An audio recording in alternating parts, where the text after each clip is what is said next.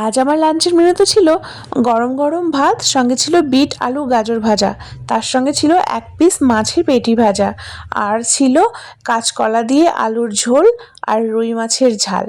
গরম ভাতে এই মাছের পেটি দিয়ে খেতে এত ভালো লাগে, যদিও সঙ্গে একটু কাঁচা লঙ্কা আর ঘি হলে ভালো হতো।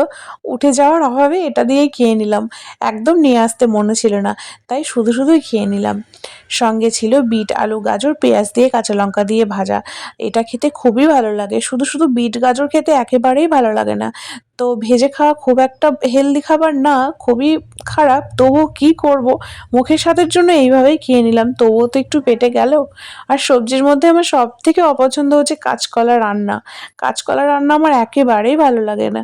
তবুও মেয়েদের জন্য কাঁচকলা তো ভীষণ প্রয়োজন, কাঁচকলায় ভীষণ আয়রন থাকে, তাই কষ্টসিষ্ট করে হলেও খেয়ে নিলাম।